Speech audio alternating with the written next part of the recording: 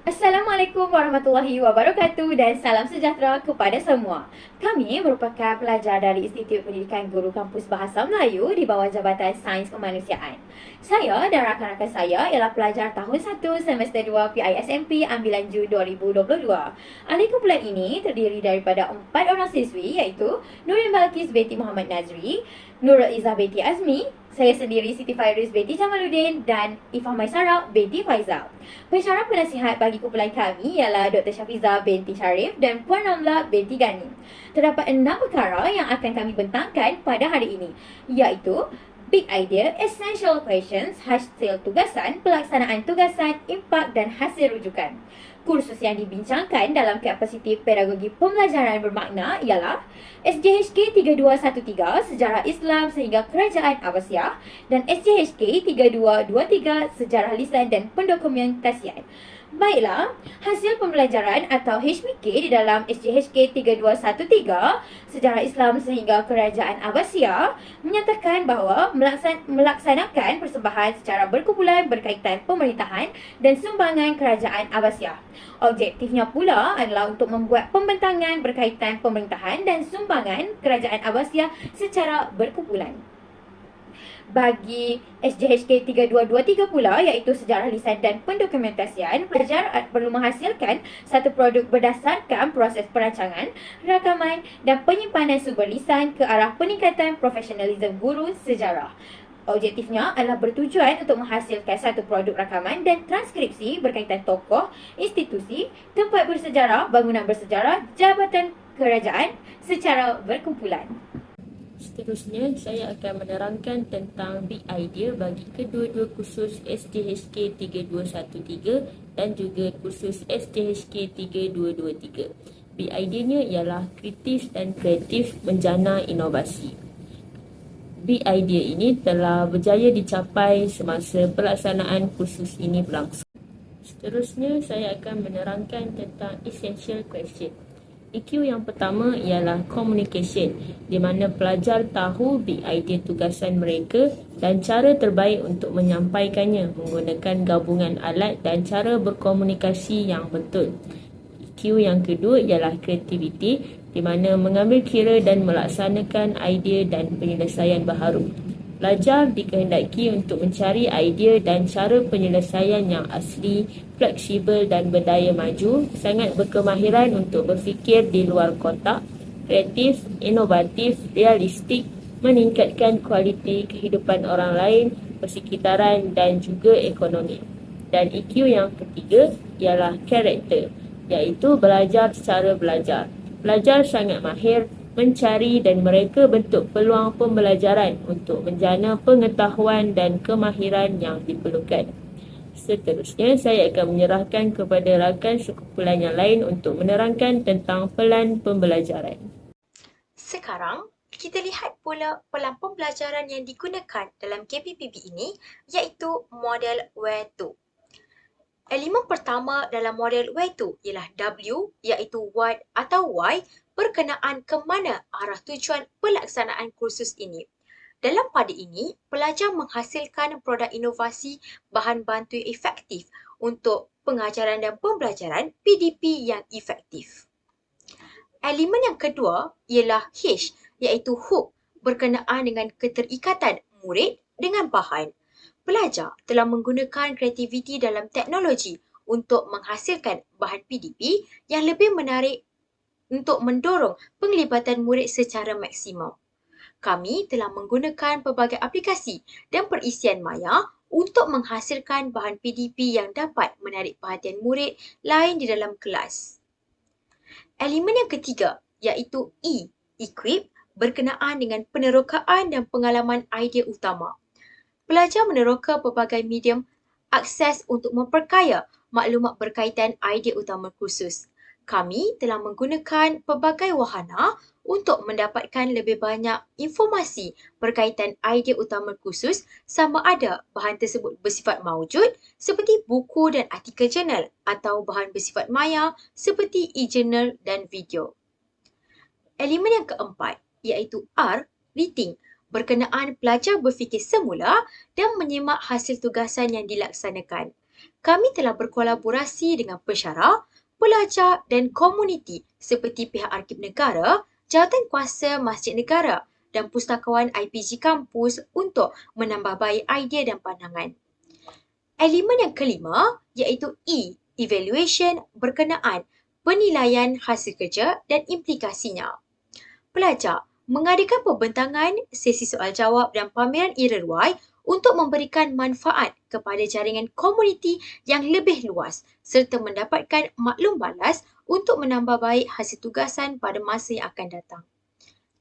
Elemen yang keenam iaitu T, tailored, berkenaan pelajar berusaha memperoleh pelbagai kebolehan dan pengalaman baharu untuk meningkatkan tahap pengetahuan dalam diri. Kami telah mewujudkan platform seperti pameran e-reruai untuk menjana kemahiran insania seperti kemahiran komunikasi dan kemahiran digital bagi membolehkan pelajar melaksanakan kemahiran-kemahiran praktik tersebut. Elemen yang terakhir iaitu O, organize, berkenaan dengan penglibatan secara maksimum dan berkesan. Dalam sesi pengajaran dan pembelajaran PDP, pelbagai strategi PDP telah pun digunakan untuk meningkatkan penglibatan aktif pelajar dalam bilik darjah. Antaranya ialah PDP berpusatkan murid, PDP berpusatkan bahan dan PDP berbentuk campuran. Selanjutnya, kita beralih ke kompetensi pembelajaran bermakna 6C yang diterapkan dalam KPPB ini. Dalam setiap elemen yang terdapat dalam model kompetensi pembelajaran bermakna 6C, ia mempunyai aspek-aspek yang ditekankan sendiri. Elemen 6C yang pertama ialah sasiah atau karakter. Aspek pertama dalam elemen ini ialah belajar cara belajar. Pelajar membentuk pengalaman dan pengetahuan baharu untuk mewujudkan pembelajaran bermakna. Dalam pada ini, pelajar mengamalkan navigasi kendiri atau self-navigator untuk mendapatkan maklumat berkaitan pelajaran. Aspek kedua yang turut disentuh dalam elemen sasiah ialah ketabahan, kecekalan, ketekunan dan ketahanan. Dengan ini, pelajar menjadi lebih mahir dalam melaksanakan tugasan. Elemen yang kedua ialah kewarganegaraan atau citizenship. Dalam melaksanakan tugasan, pelajar telah menerapkan penyelesaian masalah dunia yang sebenar. Pelajar melaksanakan tugasan dan bersifat terbuka untuk menerima idea dan pandangan. Pada akhir pelaksanaan tugasan, pelajar dapat membuktikan bahawa peningkatan sesebuah tamadun didorong oleh perkembangan ilmu yang pesat. Dengan ini, pelajar mengambil iktibar bahawa ilmu pengetahuan penting dalam memajukan sesebuah negara. Elemen yang ketiga ialah kolaboratif. Pelajar saling bergantung dan bekerjasama dengan ahli kumpulan yang lain. Pelajar bekerjasama dengan efektif dan membahagikan tugasan secara adil untuk melaksanakan tugasan yang berkualiti. Elemen yang keempat ialah komunikasi atau communication. Dalam memastikan proses komunikasi yang berkesan, pelajar sedar tentang perbezaan dan kepentingan komunikasi multimodal. Pelajar berupaya untuk mempelbagaikan peralatan dan mod komunikasi sama ada secara lisan maupun bukan lisan. Dengan ini, pelajar dapat memastikan komunikasi dua hala berlangsung dengan baik. Selain itu, pelajar juga memanfaatkan penggunaan digital untuk berkomunikasi.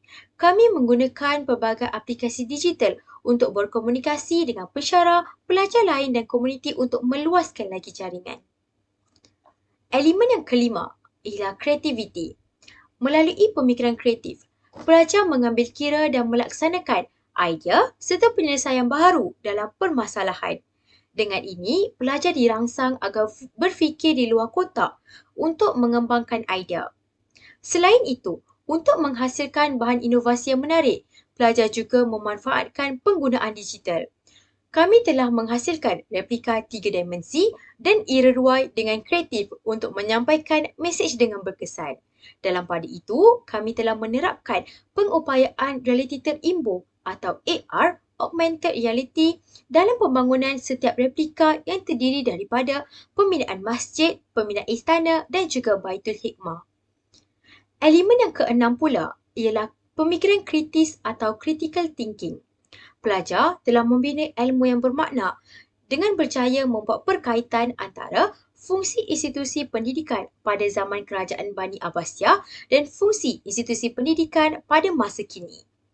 Melalui tugasan pembentangan SJHK 3213, Sejarah Islam hingga Kerajaan Abbasiyah dan projek Sejarah Lisan SJHK 3223, Sejarah Lisan dan Pendokumentasian, pelajar dapat menerangkan sumbangan Kerajaan Abbasiyah dalam perkembangan ilmu pengetahuan serta membuktikan bahawa fungsi setiap institusi pendidikan kini seperti masjid dan Baitul Hikmah turut menjalankan kegiatan ilmu. Selain itu, pelajar juga membina ilmu secara kolaboratif dalam kumpulan secara kritis untuk menyediakan maklumat yang sahih dan berkualiti. Rangkumannya, kompetisi pembelajaran bermakna 6C telah pun digunakan dalam KPPB ini. Selanjutnya, pembentangan ini akan diteruskan oleh rakan pembentang yang lain. Seterusnya, kita berpindah pula kepada amalan 3E. Pertama sekali, kita pergi dahulu kepada engagement, iaitu keterlibatan. Engagement ini merujuk kepada keterlibatan pelajar, pensyarah dan juga komuniti dalam keterikatan dengan ilmu pengetahuan.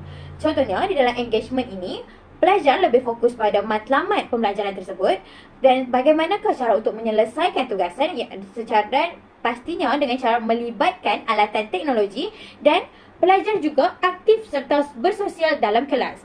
Sebagai contoh yang telah dipaparkan di dalam slide ini, yang pertama, kami mendapatkan perkongsian ilmu bersama pakar. Ini dapat menunjukkan bahawa keterikatan pelajar dengan ilmu itu bukan sahaja secara kendiri tetapi mendapatkan juga bantuan ataupun maklumat lanjut daripada orang yang lebih arif mengenai perkara tersebut. Seterusnya, lawatan ke Arkib Negara. Lawatan ke Arkib Negara ini dilakukan oleh kumpulan kami dan juga pelajar yang mengambil option ataupun elektif sejarah bersama dengan pensyarah pembimbing.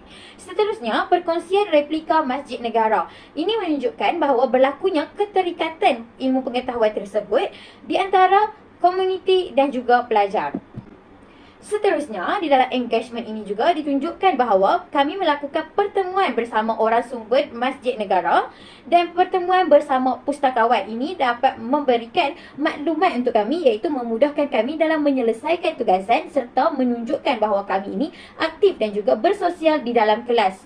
Serta dengan adanya pertemuan serta wawancara ini, kami dapat fokus kepada matlamat pembelajaran kami terutamanya di dalam sejarah Islam dan juga sejarah lisan. Seterusnya, di dalam irregular pelajar elektif sejarah ini, sudah pastinya kami menggunakan alatan teknologi untuk memudahkan lagi kami menyiapkan tugasan yang diberikan. Lagi enhancement pula iaitu peningkatan ataupun dimaksudkan sebagai menambahkan kualiti di dalam ilmu pengetahuan. Di dalam fasa enhancement ini, pelajar dapat meluaskan lagi skop carian mereka terutamanya melibatkan sumber maklumat. Mereka juga dapat memperbanyakkan lagi aktiviti di dalam pengajaran dan juga pembelajaran seperti dapat mendalami topik-topik yang dipelajari serta mereka dapat belajar cara untuk memberi respon bukan sahaja di dalam kelas tetapi dapat dilakukan di luar bilik darjah juga. Contohnya telah saya tunjukkan di dalam slide kami iaitu berlaku aktiviti seperti pembentangan dan juga perbincangan. Pembentangan dan juga perbincangan ini adalah salah satunya untuk mendapatkan respons ataupun bertukar pendapat dengan rakan-rakan manakala berlaku juga perbincangan antara pensyarah dan pelajar. Jadi di sini pelajar dapat mengetahui sama ada tugasan yang dilakukan itu memuaskan ataupun tidak dan adakah perlu dilakukan penambahbaikan. Seterusnya, di dalam fasa enhancement ini juga berlaku respon di luar bilik darjah seperti yang telah kami paparkan iaitu borang penilaian irregular untuk tujuan penambahbaikan. Dan terdapat juga latihan pengukuhan. Dengan adanya latihan pengukuhan ini, pelajar akan meluaskan lagi sumber-sumber bahan bacaan mereka untuk menambahkan ilmu pengetahuan mereka berikutan dengan kuis-kuis yang telah kami sediakan. Extension ini merujuk kepada perluasan ataupun lanjutan. Di dalam extension, penggunaan teknologi amatlah ditekankan supaya pembelajaran luar kelas dapat dijalankan dengan lebih baik. Jadi, bukan itu sahaja, extension ini membolehkan hubungan pembelajaran dengan pengalaman hidup dialami oleh pelajar. Contohnya telah saya paparkan di sini artikel dan juga bahan bacaan secara maya. Jadi di sini dapat menunjukkan bahawa pelajar bukan sahaja merujuk kepada sumber-sumber yang bersifat autentik, tetapi pelajar juga meluaskan skop carian mereka secara maya. Contohnya daripada artikel dan juga bahan-bahan bacaan yang boleh dipercayai ketepatan faktanya. Seterusnya, proses wawancara orang sumber. Di dalam extension ini juga, pelajar dapat mengetahui bagaimanakah disiplin ilmu perlu diterapkan, terutama sekali di dalam subjek sejarah, lisan dan pendokumentasian. Contohnya, pelajar dapat mengetahui bagaimanakah cara-cara untuk berinteraksi dengan orang sumber. Contoh seperti prosedur yang perlu dilaksanakan sebelum menjalankan wawancara. Baiklah, itu sahaja bagi amalan 3E. Kemudian saya akan menceritakan tentang amalan 3R. Amalan 3R merupakan kesinambungan daripada amalan 3E. Amalan 3R yang pertama ialah Raiga, di mana alatan digital yang diaplikasikan dapat merangsang pemikiran kritis dan kreatif. Amalan 3R yang kedua ialah Relevance, di mana alatan digital yang diaplikasikan dapat mewujudkan suasana pembelajaran yang realiti. Dan amalan 3R yang ketiga ialah Relationship, di mana alatan digital yang diaplikasikan dapat mengeratkan hubungan pensyarah dan pelajar selaku learning partner. Kita akan beralih kepada hasil tugasan iaitu pameran Irurai Sejarah.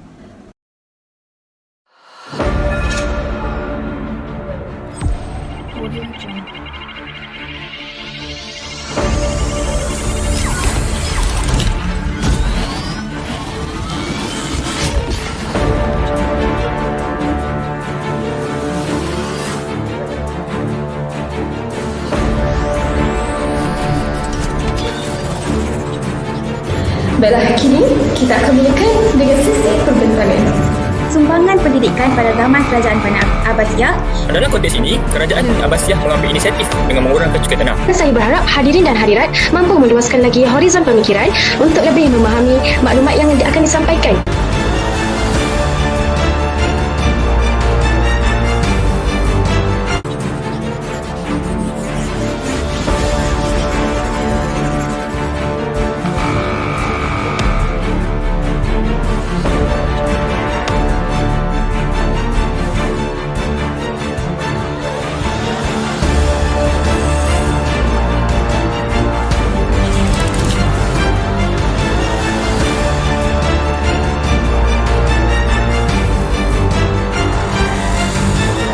Di dalam pameran Irurai Sejarah, terdapat 3 pembinaan replika 3 dimensi iaitu pembinaan masjid, perpustakaan Baitul Hikmah dan istana.